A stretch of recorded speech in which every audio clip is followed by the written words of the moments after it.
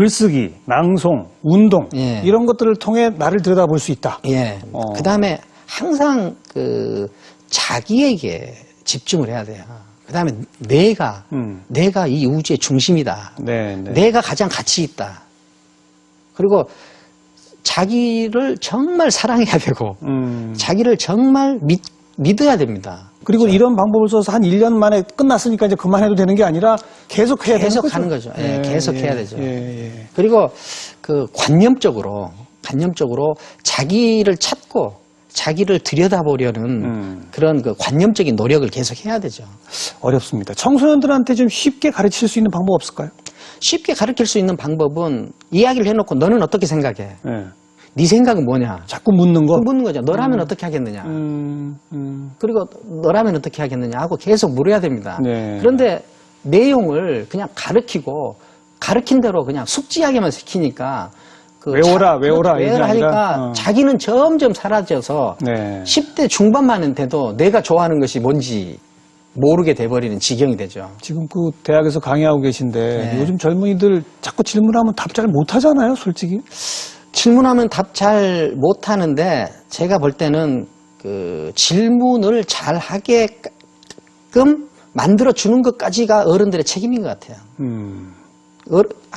학생들이 질문을 잘 못한다. 그럼 질문 잘하게 만들어줘야죠. 예. 질문하면 뭐 돈이라도 줘서라도 질문을 잘하게 해야죠. 예. 그런데 저는 이제 학교에 있어서 학생들과 많이 접촉하는데요. 어른들이 걱정하는 것만큼 학생들이 그렇게 스마트폰만 하고 책을 안 읽는달지 뭐 질문도 하지 않는달지 그러지 않습니다. 학생들 질문도 많이 하고요. 예. 그다음에 자기들끼리 독서 클럽을 만들어서 책도 많이 읽고 그렇습니다. 문제는 어른들이 학생들을 믿지 않는 것이 문제지. 그리고 어찌 보면 지금 어른들 예. 50대 이상의 이런 사람들이 어렸을 때 받은 교육 예. 그리고 그 교육 환경 예. 어떤 군사 정권 아래에서 어떤 전 근대적인 권위주의와 억압 예. 이런 사회 질서 예. 그런 곳에서 배우고 자란 사람들의 머릿속 생각의 틀 예. 이것과 요즘 젊은이들은 다르겠죠. 다르겠죠. 그런 의미에서 저는 요즘 젊은이들이 더 낫다고 생각을 합니다. 더 낫고 더 자기중심적일 수 있다고 생각해요. 그렇죠. 네. 저는 그렇게 생각합니다. 그다음에 더 낫고 안 낫고 문제도 되겠지만은 더 중요한 것은 당연히 달라야 됩니다. 물론이죠. 달라야죠. 예, 당연히 달라야 되거든요. 근데 젊은이들한테 좌우지간 버릇없다. 네. 너희들 왜 이러냐 이런 말들은 어떻게 보면은 굉장히 폭력적인 말들이죠. 왜 너는 나하고 다르냐? 그렇죠. 왜 나처럼 하지 않느냐? 그런 뜻이거든요. 그러니까 나처럼 하지 않을 때 오히려 격려를 해야 됩니다. 아, 너는 다르게 하는구나. 그 얘기는 좀 이따 다시 한번 하고요. 자, 이제 우리가 아닌 나 그리고 사회적 사명이 아닌 개인의 욕망까지 왔습니다. 그리고 개인의 욕망 내가 진짜 좋아하는 게 뭔지를 알기 위해서 어떻게 하느냐까지 왔어요. 그래서 결국은 자기 멋대로 사는 것이 잘 사는 거다 이렇게 말씀하시죠. 그 멋이라고 하는 걸 뭐라고 규정하십니까? 뭡니까? 자기 멋대로 하는 것이 자기 욕망대로 하는 거고요. 똑같은 거예요? 아니요. 우리가 좀 멋을 내야 됩니다. 네. 멋을 내야 되죠. 제가 학생들이 수업 시간에 스마트폰을 하거든요. 몰래 문자를 해요. 그러다 나한테 걸리죠. 문자를 할 때 교수한테 안 들키려고 이렇게 몰래 합니다. 네. 왜 남이 봐서는 안 될 행동을 그렇게 열심히 하느냐. 그건 멋스럽지 않다. 그 멋없죠. 멋없다. 좀 볼품없고 멋없죠.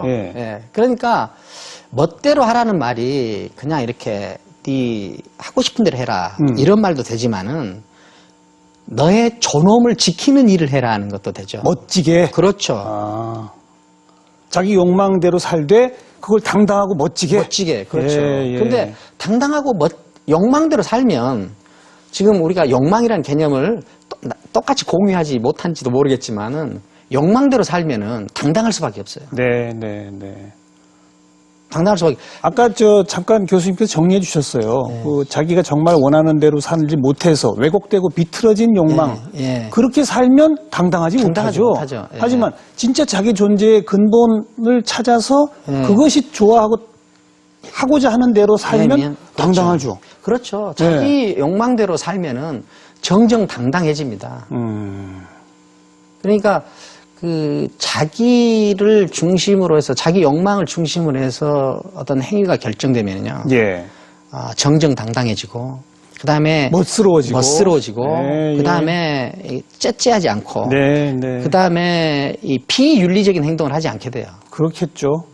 예, 비윤리적인 행동. 뇌물 받지 않게 됩니다. 아, 창피하죠. 그렇죠. 자기 스스로한테. 멋없는 거거든요. 예.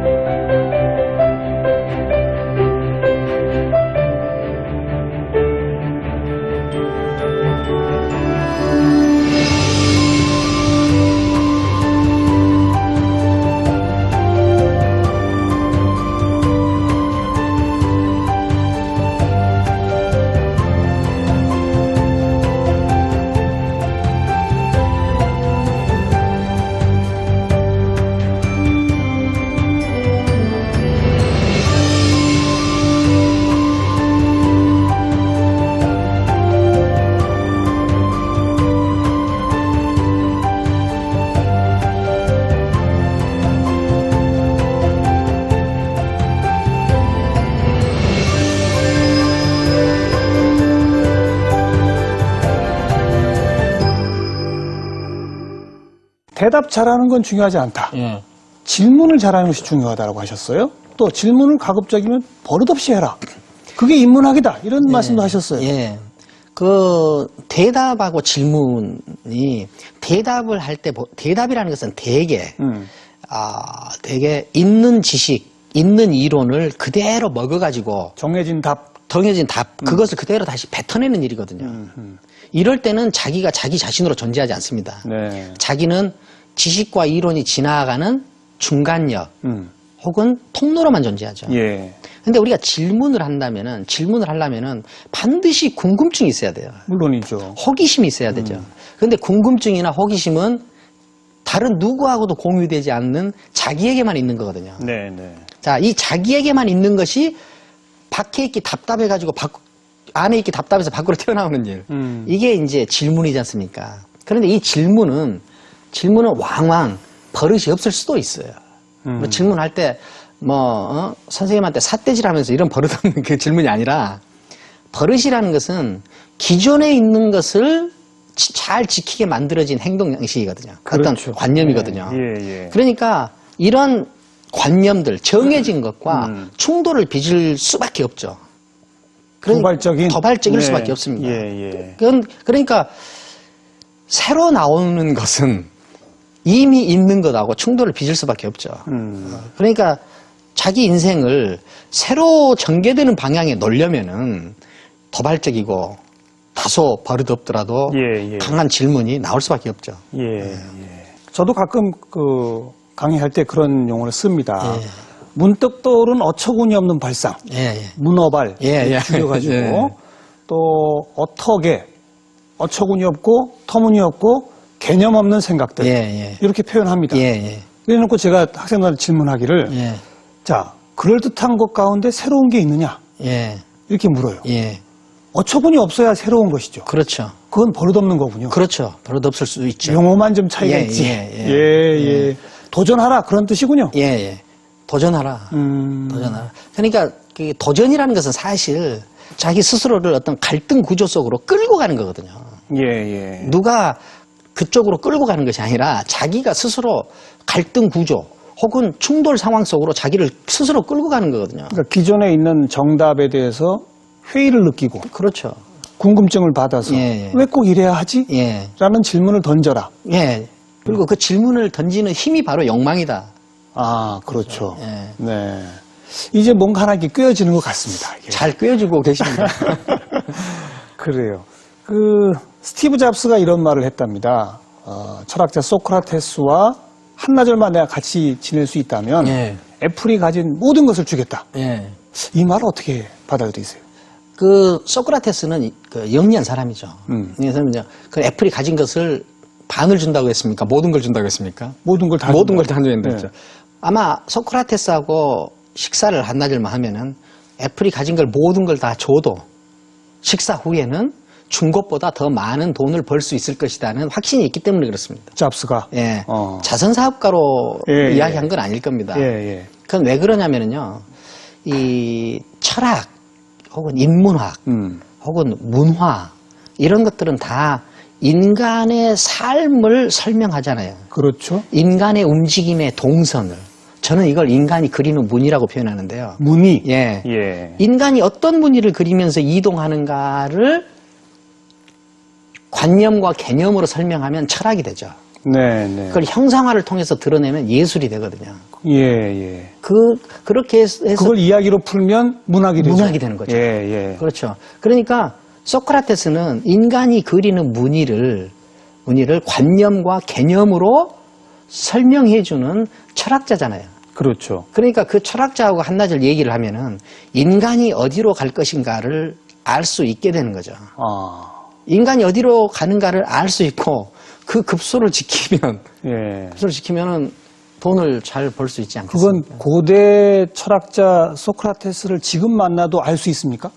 아마 그 소크라테스를 대표해서 아마 철학을 이야기한 것 같아요. 그러면 우리 교수님하고 만나서 잘 얘기하면 제가 떼돈 벌 수 있는 무슨 길목을 잡을 수 있습니까? 저보다는 좀 수준 높은 사람이 그래도 인간이 그리는 무늬에 대해서 관념과 개념으로 설명하시는 철학자시잖아요. 예. 인간은 어디로 갈까요? 예. 인간이 어디로 갈 것인가를 한마디로 얘기는 하지 못하니 우리가 철학을 하지 않았더라도 우리가 알 수 있는 거는 분명한 것이 있습니다. 우리가 직선 선호형 인간에서 곡선 선호형 인간으로 이동한다. 직선 선호, 곡선 선호? 이거 무슨 뜻이죠? 지금 그 자동차를 디자인할 때 그 직선 위주로 디자인합니까? 곡선 위주로? 요즘은 곡선 위주로 디자인하죠. 그런데 그 이전에는 직선 위주로 디자인했거든요. 왜 직선 위주로 디자인하다가 곡선 위주로 디자인이 바뀌었을까요? 물론 뭐 유체역학, 에너지 세이빙, 공기전 근데 그것보다 더 근본적인 이유가 있어요. 뭐냐? 이 흐름을 아는 사람이 판단을 하는 거죠. 앞으로는 직선 위주로 디자인하는 것보다 곡선 위주로 디자인하는 차가 더 잘 팔린다.